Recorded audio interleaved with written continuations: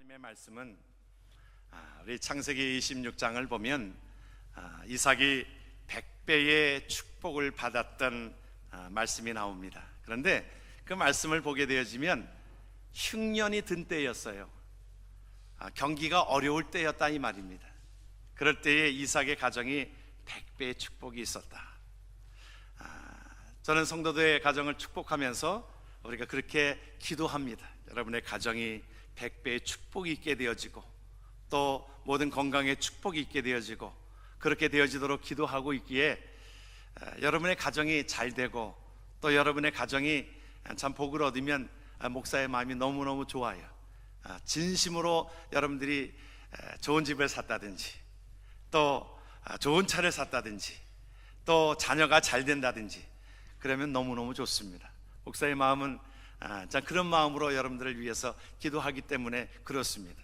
우리가 어느 때는 우리가 물질적인 축복을 받는 것에 대해서 우리가 어느 분은 그렇게 얘기할 수 있을 것입니다. 기독교가 기복신앙 아니냐? 왜 이렇게 복만 강조하냐? 여러분, 복만 강조하는 게 아니라 하나님께서 주시는, 하나님을 잘 믿는 자들에게 주시는 복이 있어요. 물질적인 축복이 있어요. 물론 우리의 소망은 하나님의 나라에 있기에 그것은 너무너무 큰 것이지만, 그러나 우리가 살아가는 데 있어서 하나님을 신실하게 믿는 자들에게 주시는 복이 있게 되어지는 것입니다. 오늘 그 복을 이삭은 다 받았습니다. 사실은 이삭의 삶을 보면 성경에 참 족장 가운데서도 아주 짤막하게 기록이 되어져 있습니다. 아브라함의 기사가 상당히 많아요. 그리고 야곱의 생애에 대한 것들이 참 많아요. 요셉의 생애에 대한 것들이 많아요. 아브라함, 이삭, 야곱, 요셉으로 이어지는 족장인데 그 가운데 이삭의 삶은 참 극히 적습니다. 어찌 보면 유명하지 않은 것 같아요. 그런데 그 삶은 정말 하나님이 축복하시는 그 삶은, 이삭의 삶은, 하나님의 그 삶은 바로 예수 그리스도의 삶처럼 산 분이 바로 이삭의 삶이라고 하는 것입니다. 분량은 적지만 그 가운데 강인함을 통하여 우리에게 주시는 하나님의 은혜가 있는 것입니다. 오늘 저와 여러분들의 삶 속에 이삭이 누렸던 그 축복이 저와 여러분들 속에 임하기를 주의 이름으로 축원합니다. 본문의 말씀을 다시 한번 보게 되어지면 이삭의 삶을 어떻게 축복하셨냐? 이삭이 그 땅에서 농사하였는데 그 해에 100배나 얻었고 여호와께서 복을 주심으로 그 사람이 창대하고 왕성하여 마침내 거부가 되었다. 여러분, 이삭의 삶은 누가 축복하셨어요? 하나님이 축복하셨습니다. 이것이 진정한 복인 것입니다. 하나님이 축복하시는 복, 하나님이 축복하시지 않으면 그 삶은 무익합니다. 당시만 해도 농사가 잘 되기 위해서는 어떤 것이 필요합니까? 물이 필요하지요. 지금도 마찬가지지요. 우리가 지금 가뭄이 조금 해소가 됐습니다만은 이곳 캘리포니아에도 비가 오지 않으면 농사를 지을 수가 없지요. 그래서 한동안 어느 지역을 이 베이커스필드 쪽에 그 지역에 보게 되어지니까 한쪽에는 아예 비가 오지 않으니까 이 한쪽을 완전히 죽이고 한쪽만 이렇게 살리는, 그래서 그들이 크게 써붙였던 것을 봅니다. No water, no job. 이 물이 없기 때문에 job도 없다는 거지요. 그리고 그곳에 크게 Pray for the water, 물을 위해서 기도해달라고 그렇게 당부하는 것들을 보게 되어집니다. 우리의 삶 속에 하나님이 간섭하지 않으면, 하나님이 축복하시지 아니하면 그 복이 없게 되어지는데, 오늘 이삭의 가정은 하나님이 축복하셨으므로 100배의 축복이 있었다라고 성경이 우리에게 말씀해주고 있는데, 오늘 저와 여러분들이 그 복을 누리기 위해서 이삭이 어떻게 삶을 살았는가? 우리가 그러잖아요. 어떤 사람 보면 복을 받으면 참 복받을 짓 한다, 그렇죠? 참 복스럽게 말을 한다, 참 저 사람 참 복스럽게 복을 받을 짓을 한다. 우리가 그런 것처럼 오늘 이삭의 가정이 어떻게 이삭의 삶이 살았는가를 오늘 말씀을 통해서 살펴보고, 저와 여러분들이 그렇게 삶을, 우리가 부자의 어떤 그 비결들을 배우는 것도 필요합니다. 하나님이 어떻게 그의 가정을 이렇게 축복하셨는가를 우리가 그 비결을 배우기를 원하는데, 이삭은 그의 삶이 하나님의 말씀에 순종하는 삶을 살았던 것을 오늘 기억하게 되어집니다. 말씀에 보게 되어지면 그 말씀이 그렇게 말씀하고 있어요. 여호와께서 이삭에게 나타나 이르시되 애굽으로 내려가지 말고 내가 내게 지시한 땅에 거주하라. 이 땅에 거주하면 내가 너와 함께 있어 내게 복을 주고 내가 이 모든 땅을 너와 내 자손에게 주리라. 내가 내 아버지 아브라함에게 맹세한 것을 이루어 내 자손을 하늘의 별과 같이 번성하게 하며 이 모든 땅을 내 자손에게 주리니 내 자손으로 말미암아 천하 만민이 복을 받으리라. 여러분, 이 말씀에 보게 되어지면 여러분 간단한 말씀인 것 같지만 여호와께서 이삭에게 말씀하시되 애굽으로 내려가지 말고 그냥 이 땅에 거주하라. 왜냐하면 이 땅이 지금 흉년에 들어져 있습니다. 어렵습니다. 애굽으로 내려가면 뭔가 자기의 생각으로 보면, 인간적인 생각으로 보면 달라질 것처럼 보여집니다. 우리가 그럴 때가 있지요. 하나님의 생각은 이것이 분명한데, 하나님의 뜻은 분명한데 내 생각이 더욱더 앞장서서, 여러분 그런 때가 있잖아요. 여러분 없으세요? 그런 갈등 속에서 여러분 이삭은요 그런 갈등을 하지 않았다는 말이에요. 그의 육신적으로 보면 자기 생각이 이것이 옳은 것 같아요. 그러나 하나님이 옳지 않다고 하면 안 한 겁니다. 우리가 육신의 생각이 있을 때가 있습니다. 육신의 소욕 때문에 하나님의 말씀을 거역할 때가 있어요. 이것은 아니라는 거예요. 우리가 좀 쉽게 표현을 하면 우리가 하나님의 날은, 주의 날은 하나님 앞에 예배하는 것이 먼저잖아요. 그렇잖아요. 그렇죠? 그런데 어떤 육신의 어떤 일이 먼저 생겼어요. 먼저 생긴 것도 아닌데, 더 중요한 것도 아닌데, 하나님의 약속보다도 더 중요한 것도 아닌데 육신의 어떤 내 소욕을 따라서 결정할 때가 있지요. 여러분들은 그 모든 것들을 다 이기고 온 분들이라 생각해요. 우리가 순간순간 그러한 우리에게 육적인 것에 어떤 육신의 이생의 자랑과 여러 가지 소욕을 따라서 우리가 살아가려고 하는 육신의 소욕이 있습니다. 그런데 오늘 하나님 앞에 귀하게 이삭은 그 가운데 그 삶을 하나님 중심으로 하나님이 원하시는 하나님의 말씀을 따라갔다라고 말씀합니다. 우리가 중요한 사건 하나 기억하잖아요. 아브라함 나이가 115 정도, 이삭의 나이가 한 15 정도, 정확한 나이가 나오지 있지는 않지만 티네이저다라고 우리가 추측합니다. 그때에 아브라함에게 하나님께서 이삭을 바치라고 하였을 때에 이삭은 그것을 알았을까요? 몰랐을까요? 자기를 바치라고 하는 것을 알고 있었습니다. 성경에 정확하게 기록되어지진 않지만 보통 그 제물을 드리러 가는 그 가운데에 나중에 아브라함이 이삭을 잡으려고 결박합니다. 어떻게 여러분 115살 된 아버지가 15살 된 그 청년 아들을 결박할 수 있었겠습니까? 이것은 결박당한 것입니다. 이삭이 순종하지 않고서는, 하나님 앞에 순종하지 않고서는, 아버지의 말씀에 순종하지 않고서는 그것이 가능할 수가 없는 것입니다. 이삭의 순종이 아브라함의 순종을 이루게 되었던 것을 우리는 기억하게 되어지지 않아요. 그는 어릴 때부터 순종함이었습니다. 결혼하는 것도 하나님 아버지께 맡겼고, 결혼하는 것도 아버지께 맡겼고, 그래서 그는 그 가운데서 기도하면서 묵상하면서 하나님의 종을, 하나님 앞에 자기 아내를, 하나님께서 준비한 그 아내를 얻기 위해서 그렇게 묵상으로 나아갔던 것을 성경은 우리에게 말씀해 주고 있습니다. 이삭의 삶은 정말 그 삶이 되어진 것입니다.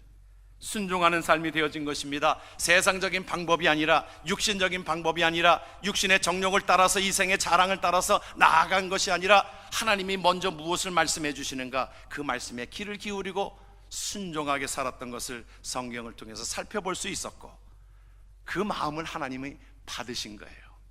그래서 하나님이 그렇게 약속한 것이 천하 만민이 너를 통하여 복을 받으리라고 말씀하고 있는 것을 우리는 보게 되어집니다. 우리가 좋은 차를 가지고 있어도 여러분 그 차에 들어가려면 무엇이 필요합니까? 열쇠가 필요하지요. 좋은 집에 들어가는 곳에도 키가 있어야 그 안에 들어갈 수 있는 것처럼 하나님의 나라는, 하나님의 축복은 순종함으로 받는 줄 믿으시길 주의 이름으로 축원합니다. 하나님께서 노아의 가정을 통하여 하나님께서 그 모든 것들을 방주를 지으라고 했을 때에도 비라고 하는 개념을 모를 때에 노아는 그 말씀에 순종하였다라고 성경은 우리에게 말씀해 주고 있습니다. 여호수아가 이제 이스라엘 백성들을 이끌고 가나안 땅으로 그러는 여정 속에서 앞에 요단강이 가려져 있습니다. 그것을 들어갈 때 어떻게 했어요? 그 앞에서는 모세를 통해서 기도하였을 때 이 물이 홍해 바다가 갈라졌지만 요단강은 어떻게 그것이 갈라졌습니까? 그것은 제사장들이 법궤를 메고 그곳에 발을 담궜을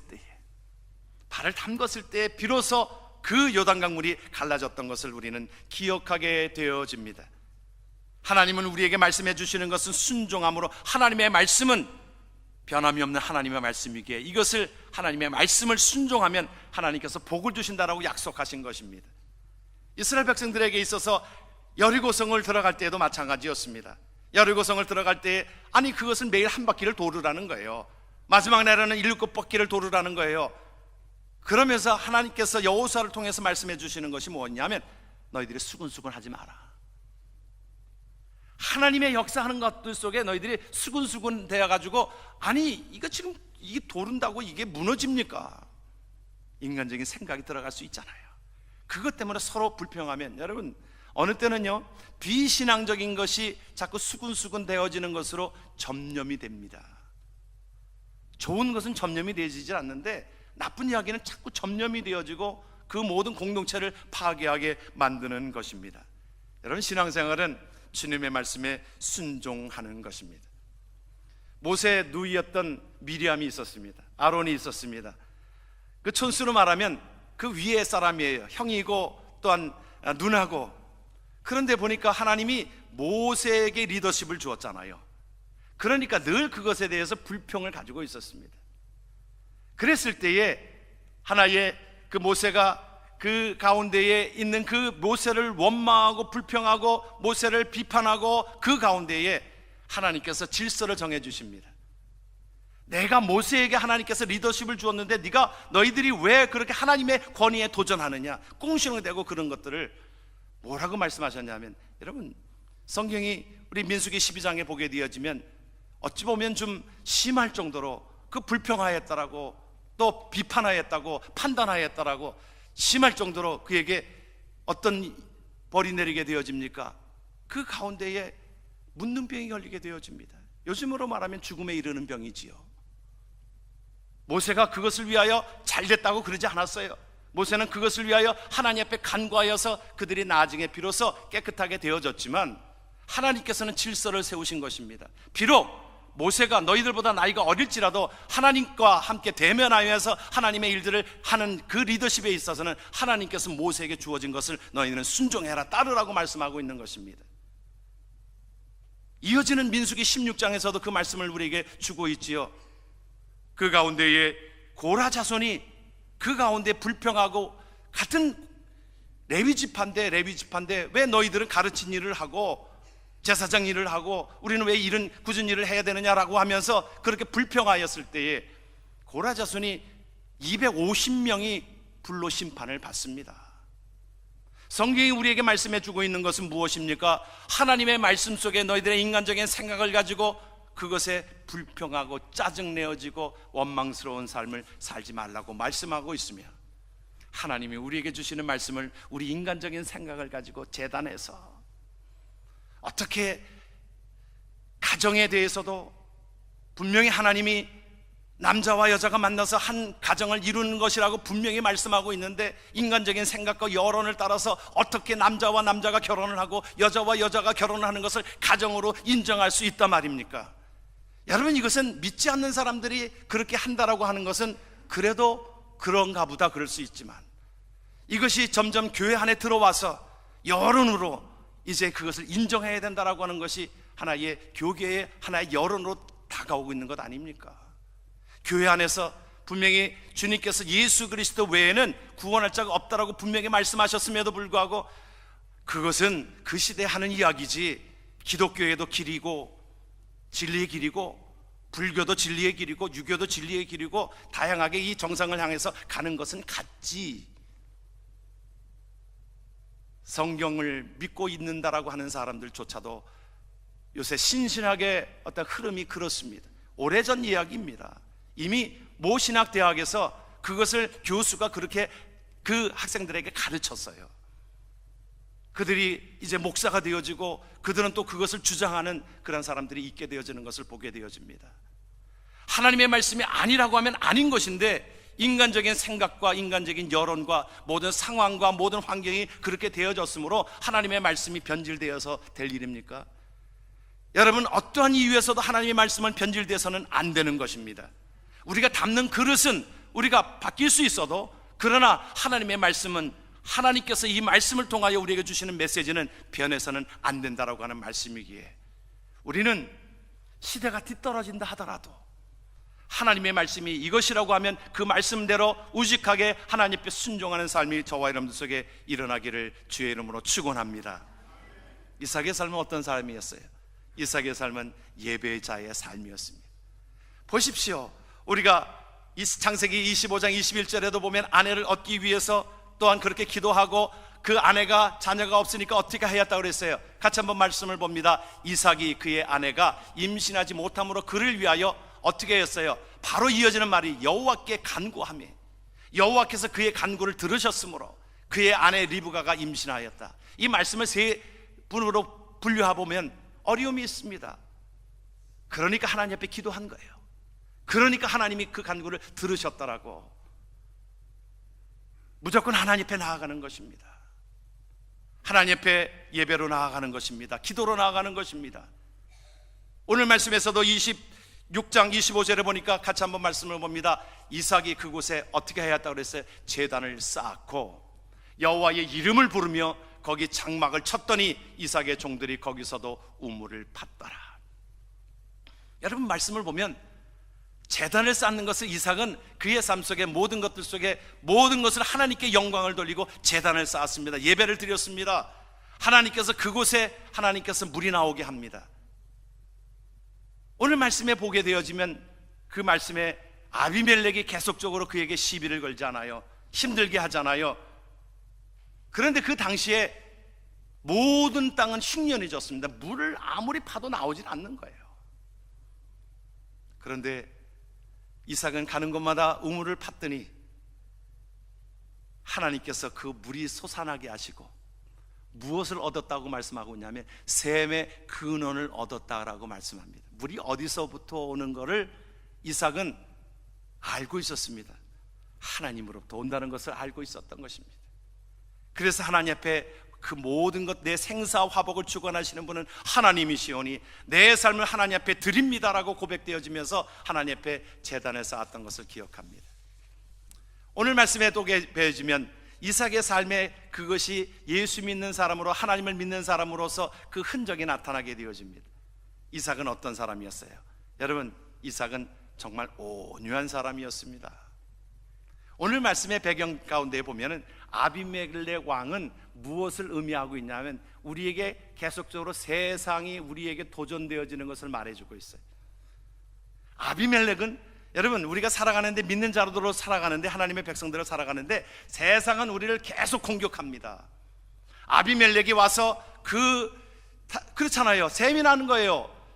아니, 너의 땅만 이렇게 풍성하게 되어지고 100배의 축복이 있게 되어지고 우리는 흉년이 들었는데 너희 땅만 이렇게 모든 것들이 풍성해지느냐? 셈이 난 것입니다. 셈이 나서 그 물을 어떻게 했다고 그랬어요? 메꿔버렸습니다. 심통을 부리는 겁니다. 세상은 우리에게 계속 공격하고 심통을 부립니다. 여러분, 우리가 예수를 믿는 가운데서도 우리에게 계속적으로 힘들게 하는 요인들이 많지요.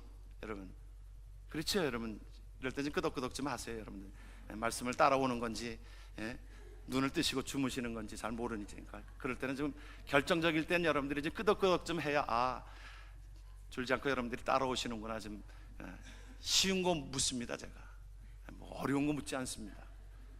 그렇잖아요? 그렇죠. 우리가 하나님 앞에 계속적으로 우리에게 세상은 도전합니다. 우리가 영적 전쟁이라고 사도 바울은 이것을 선포하고 있습니다. 아비멜렉은 세상은 우리에게 계속 공격합니다. 시비를 거는 거예요. 우리가 어떻게 하는 걸 보는 겁니까? 여러분, 아비멜렉은 그것을 보고 있는 겁니다. 딱 이삭에게 시비를 걸어요. 분노케 합니다. 분노해가지고 그것을 쏟아붓는 경우가 아니라 이삭은 그 가운데에 떠나라고 그러니까 어떻게 했어요? 싸우지 않았습니다. 떠났습니다. 다 주고 떠나는 거예요. 달라고 하니까 주는 거예요. 이삭에게서는 어떤 믿음이 있어요? 하나님이 주셨는데. 여러분 그렇잖아요. 이 물질 하나님이 주셨잖아요. 이 우물 하나님이 주셨잖아요.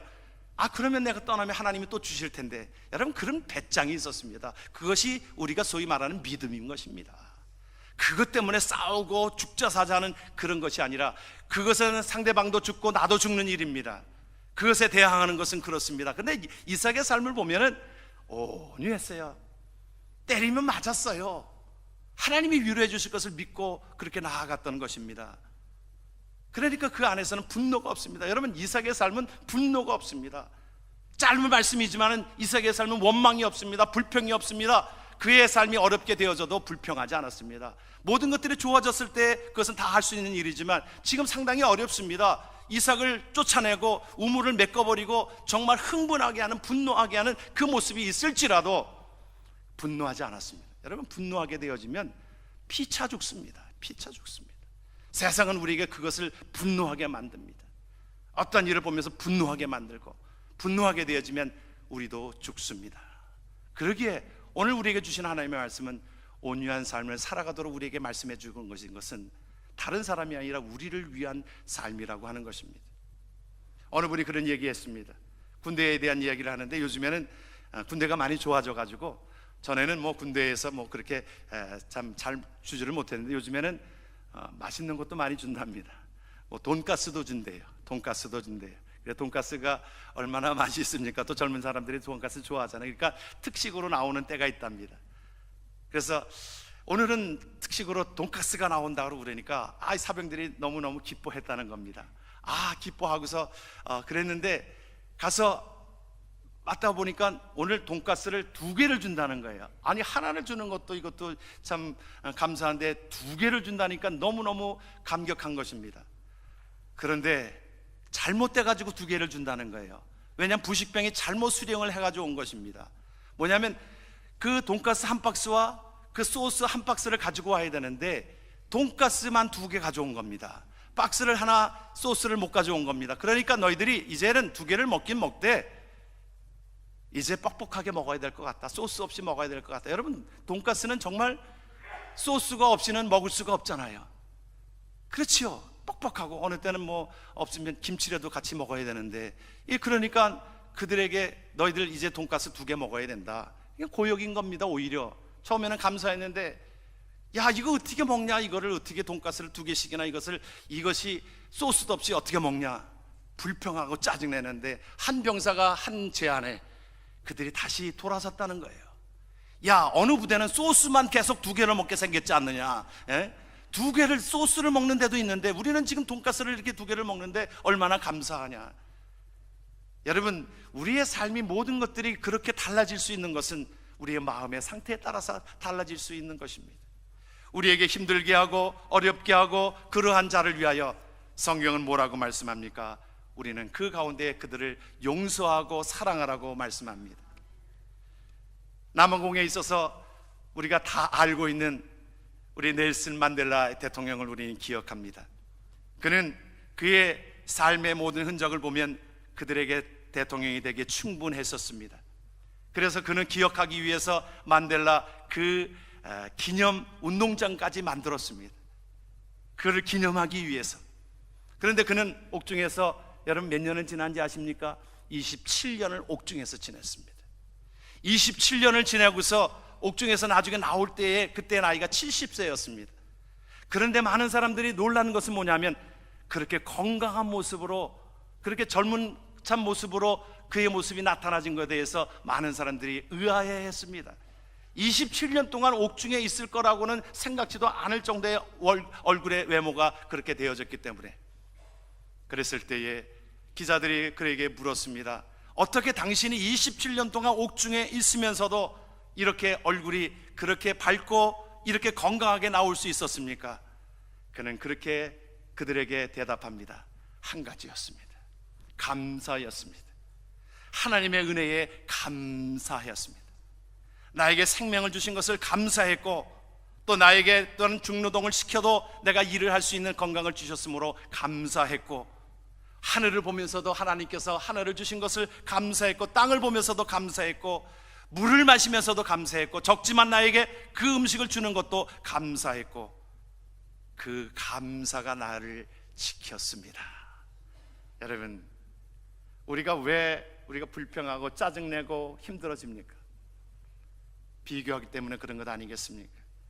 다른 사람이 가지고 있는 거 내가 없으면 내가 가난하게 느껴지는 것 아니겠습니까? 좋은 전화기를 다 가지고 있음에도 다른 사람이 더 좋은 거를 가지고 있으면 내 전화기가 초라해 보이는 건 아닙니까?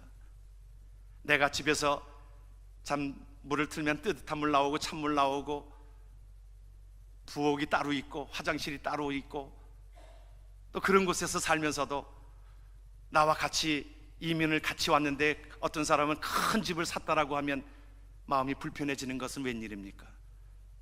여러분, 감사가 사라지는 것은 자꾸 비교하기 때문에 그런 것입니다. 우리에게 주어진 모든 것들을 그 가운데 감사하고 하나님 앞에 온전하게 나아가는 그 모습이 참된 온유한 귀한 모습인 것입니다. 여러분, 이삭은 그 가운데에 보게 되어지면 이삭은 그 삶을 그렇게 살았어요. 자기에게 공격하고 자기에게 힘들게 그렇게 하는 것으로 인하여 아비멜렉이 나중에 하나님을 믿었다라고 성경에 말하고 있습니다. 뭐라고 말씀하고 있어요? 우리 창세기 26장 28절서부터 우리에게 그렇게 말씀합니다. 같이 한번 말씀을 봅니다. 여호와께서 너와 함께 계심을 우리가 분명히 보았으므로 우리의 사이 곧 우리와 너의 사이에 맹세하여 너와 계약을 맺으리라. 너는 우리를 해하지 말라. 여러분, 이것이 하나님의 나라의 백성들이 사는 삶의 방식인 것입니다. 아비멜렉은 분명히 그를 공격했어요. 찝쩍거렸어요. 근데 그의 입에서 원망과 불평과 짜증과 욕하고 그냥 공격하려고 하는 자세가 아니라 편안한 모습으로 떠나라고 하니까 떠나고, 그 가운데에 아비멜렉이 이삭에게 함께하였던 하나님을 보았다고 그랬어요. 여러분, 저와 여러분들의 삶을 통하여 다른 세상 사람들이 하나님을 보게 하는 데에 저와 여러분들이 쓰임받기를 주의 이름으로 축원합니다. 여러분, 스데반 집사는 하나님 앞에 그가 죽임을 당하면서도, 그에게 계속적으로 공격하는 그 사람들이 있었으면서도 돌을 던져서 그를 죽이기까지 하였어도 그에게 있어서는 무엇이 있습니까? 하나님의 나라가 보여지게 된 것입니다. 예수 그리스도가 보여지게 되어진 것입니다. 하나님 우편에 예수 그리스도가 계신 것을 보았다라고 성경이 말하고 있습니다. 하나님의 나라를 보았으므로 이 땅에서 내 생명이 죽는다 하여도 그들을 용서할 수 있습니다. 왜요? 하나님의 나라가 보이기 때문에. 그래서 그의 얼굴이 어떻게 됐다고 그랬어요? 천사의 얼굴과 같았다. 성경이 말해주고 있는 겁니다. 여러분, 저와 여러분들은 무엇이 우리에게 있어요? 하나님의 나라의 시민권이 저와 여러분들 속에 있는 줄 믿으시길 주의 이름으로 축원합니다. 세상이 나를 찝쩍거리고 힘들게 하고 그러하여도 하나님 나라 있잖아요. 그래서 순교할 수 있었던 것은 하나님의 나라가 보여지기 때문에, 영생함이 보여지기 때문에 그렇게 인내할 수 있었던 것입니다. 육신으로 말하면 다 버려져도, 목숨까지도 버려져도 하나님의 나라를 보기 때문에 그의 삶은 그렇게 살았던 것을 기억하기를 주의 이름으로 축원합니다. 여러분, 그것을 본 사울이라고 하는 청년이 스데반의 모습이 그렇게 되어지는 얼굴의 모습을 보고 예수를 믿게 되어지는 하나의 그 디딤돌이 되어졌습니다. 아니, 저는 어떻게 저렇게 저 상황 속에서 그렇게 천사의 얼굴과 같이 빛난 얼굴이 되을 수 있었을까? 여러분, 사울이라고 하는 청년은 생각이 많은 사람입니다. 그것이 하나의 밑거름이 되어져서 나중에 예수를 만나고 거듭나게 되어지고 하나님의 나라를 확장하는 모든 일에 쓰임받게 되어졌던 것을 기억합니다. 하나님의 계획은 짧은 인생을 살아갔던 스데반이었지만 그를 통하여 하나님은 또한 사도 바울을 하나님께서 구원하여서 하나님의 나라의 백성 되게 하시려는 하나님의 뜻이 있었던 것을 기억합니다. 우리의 역사 속에서도 보면 로마가 기독교를 핍박하고 로마가 예수 믿는 사람들을 죽이고 예수 믿는 사람들을 그 피부를 다 갈길하게 벗기고 화형시키고 사자들의 밥이 되게 하고 그렇게 못된 짓을 많이 했던 로마입니다. 네로 황제였습니다. 불을 다 질러버리고 기독교인이 하였다라고 그러하였음에도 불구하고 그 가운데 그들은 하나님의 나라를 바라보았기 때문에 그 가운데 죽음 앞에서도 두려워하지 않았습니다. 결국에는 하나님의 나라, 여러분 로마가 313년경에 그들이 핍박받았던 250년이 지난 그때에 로마의 기독교, 그것이 하나의 국교가 되어지는 일들이 있었던 것을 우리는 기억하게 되어집니다. 하나님은 우리를 통하여 하나님의 나라가 이루어지기를 원하고 있는 것입니다. 가정에서도 우리가 믿지 않는 남편들을 구원하기 위하여 남편의 말에 그냥 대항하는 것이 아니라 내가 온유한 모습으로 낮아지고 낮아질 때에 그것을 복원하는 것입니다. 우리가 때로는 사업이 망하고 또 건강이 좋지 않고 모든 것들이 이뤘을지라도 그 가운데서 세상 사람들은 우리를 보고 있습니다. 그래, 하나님의 백성은 뭔가 저렇게 다르구나, 우리에게 말씀해 주고 있는 것입니다. 그래서 마태복음은 우리에게 그렇게 말씀합니다. 온유한 자는, 뭐라고 그랬어요? 같이 한번 말씀을 봅니다. 온유한 자는 복이 있나니 그들이 땅을 기업으로 받을 것임이라. 로마서 12장에 우리에게 그렇게 당부하고 있습니다. 이 말씀을 함께 합니다. 할 수 있거든 너희로서는 모든 사람과 더불어 화목하라. 내 사랑하는 자들아, 너희가 친히 원수를 갚지 말고 하나님의 진노하심에 맡기라. 기록되었으되 원수 갚는 것이 내게 있으니 내가 갚으리라고 주께서 말씀하시니라. 내 원수가 줄이거든 먹이고 목마르거든 마시게 하라. 그리함으로 내가 숯불을 그 머리에 쌓아 놓으리라. 악에게 지지 말고 선으로 악을 지키라. 아멘. 오래전에 말씀을 준비하면서 오래전에 보았던 책 하나를 생각나게 했습니다. 그 책의 이름은 그 청년 바보 의사. 참 감격스러운 내용들이 담겨져 있습니다. 33살로 이 세상을 떠난 안수연의 이야기가 담겨져 있습니다. 그것을 우대의 이기섭이라고 하는 사람이, 그 형제가 그 안수연의 삶의 흔적을 책으로 엮은 것입니다. 그는 33살에 군의관으로 복무하다가 그가 유행성 뇌출혈에 걸려서 결국에는 소생하지 못하고 군의관이었음에도 불구하고 그는 세상을 떠났습니다. 아까운 사람이 떠났다라고 그렇게 말씀하고 있습니다. 국방부 장관의 주치의로도 지났던 그가 그 현장에서도 그 사병들과 함께 그것을 함께 앰뷸런스에 있는 것이 아니라 그들에게 다가와서 치료해 주는 그 가운데에 그 잔디에서 일어나는 유행성 출혈병으로 인해서 그의 생명이 마쳤습니다. 33살로 마쳤습니다. 아깝다고 그랬어요. 예수님의 나이 33살 정확한 나이에 돌아가셨던 그분의 삶이 참 아깝다, 그냥 그렇게 지날 수 있었던 내용들이었습니다. 그런데 그의 모습이 어디에서 그 새롭게 부각이 되어졌냐면 영락교회 다니는 청년이었는데 영락교회 장례식 때에 그곳에 모인 숫자가 4,000명이 모였다라고 말합니다. 한경진 목사 이후에 그렇게 많이 모인 것은 처음이라고 합니다. 4,000명이 모이면서 그들이 애도하는 그 모습이 진정으로 그들에게 각인되어졌던 그 모습, 짧은 생애를 살아갔지만 33살에 살아갔지만 바보처럼 살아갔지만 그의 생은 하나님 앞에 기억됨이 각인되어졌던 그 삶, 그의 책에서 그렇게 표현하고 있습니다. 어떤 분이 어려워하고 있을 때에도 이 안수연이라고 하는 청년은 그대로 지나지를 않았습니다.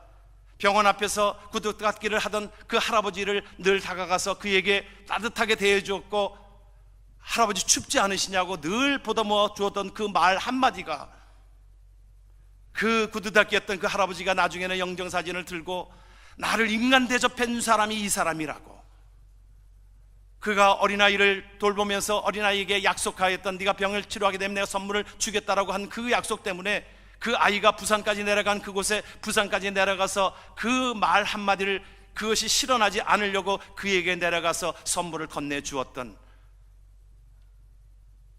그 의사들이 파업할 때에도 그는 왕따가 되는 것을 알면서도 그 가운데 내가 환자를 어떻게 두고 내 개인적인 유익을 위하여 내가 파업을 감행하겠냐라고 하면서 그는 스스로 모든 것들을 왕따 하면서도 그들을 돌봐주었던 그들의 모습들이 담겨져 있습니다. 그를 그렇게 표현하고 있습니다. 그 청년 바보 의사, 그의 생애는 예수님의 삶을 그렇게 살았던 것을 기억합니다. 그래서 그를 표현할 때에 그가 안수인이라고 하는 이름을 쓸 때 꼭 거기 앞에 스티그마, 여러분 스티그마라고 하는 것은 예수의 흔적을 가졌던 사도 바울이 말씀을 하였던 예수의 흔적, 그것입니다. 바로 그 삶을 살았던, 예수님처럼 살았던 그 삶을 우리에게 들려주며 그는 예수의 흔적을 늘 갖기를 간구하였던 모습을 기억합니다. 오늘 저와 여러분들 하나님의 백성들입니다. 날마다 우리 안에 예수의 흔적을 갖고 우리를 통하여 하나님의 나라가 확장되어짐으로 또 하나님께서 우리에게 주시는 100배의 축복을 받는 하나님의 백성 되어지기를 주의 이름으로 축원합니다. 아멘. 기도합니다.